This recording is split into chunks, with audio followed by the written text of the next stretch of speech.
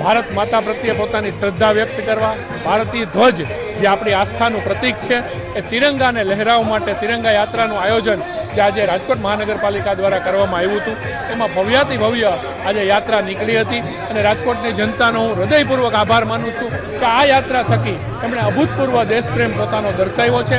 અને આપ જોઈ રહ્યા છો કે હજી રેલી ક્યારની યાત્રા પૂરી થઈ ગઈ છે, છતાં પણ લોકોનો અવિરત પ્રવાહ અને જે યુવા વર્ગ છે એનો ખાસ હું આભાર માનીશ કે યુવા વર્ગે તિરંગા પ્રત્યેની પોતાની આસ્થા એકદમ દેખાડી છે અને આટલી ભવ્યાતિ ભવ્ય યાત્રા ખૂબ સારી વ્યવસ્થા સાથે, સુચારુ વ્યવસ્થા સાથે આજે પૂર્ણ થઈ છે, એનો હું રાજીપો વ્યક્ત કરું છું. હું આપની સાથે આ બાબત એટલું જ કહેવા માંગીશ કે રાજકોટ મહાનગરપાલિકાના મેયરશ્રી, રાજકોટના 5 પદાધિકારી, આપણા 4 ધારાસભ્ય, સંગઠનમાં પ્રમુખ, મહામંત્રીઓ, સંગઠનની આખી ટીમ અને તમામ આગેવાનો, પૂર્વ આગેવાનો બધા જ લોકો આ યાત્રામાં જોડાયેલા છે.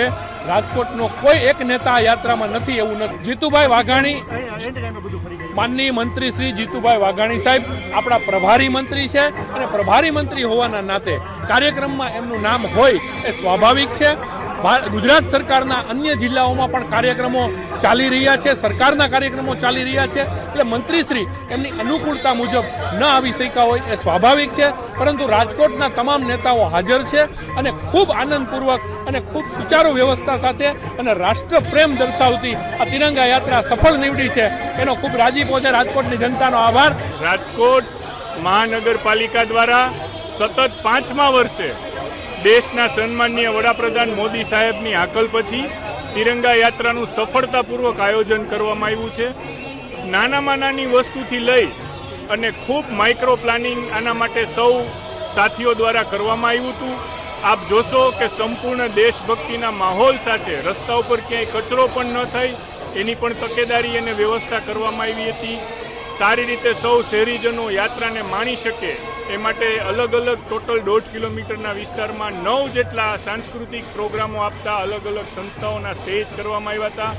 અલગ અલગ સંસ્થાઓ સર્વધર્મની ભાવના સાથે વોરા સમાજ, મુસ્લિમ સમાજનું બેન્ડ અને પોલીસ બેન્ડ, આના માટે એક ભવ્ય યાદગાર પ્રસંગ 13મી ઓગસ્ટની તિરંગા યાત્રા આજે રાજકોટવાસીઓ માટે બની ગઈ છે. સૌ સંમિલિત થનાર દેશપ્રેમી શહેરીજનોને અને સૌ સાથીઓનો ખૂબ ખૂબ આભાર. એટલે મંત્રીઓ ઉપસ્થિત રહે ન રહે પોતપોતાની એમની વ્યક્તિગત વ્યસ્તતા ઉપર હોય છે.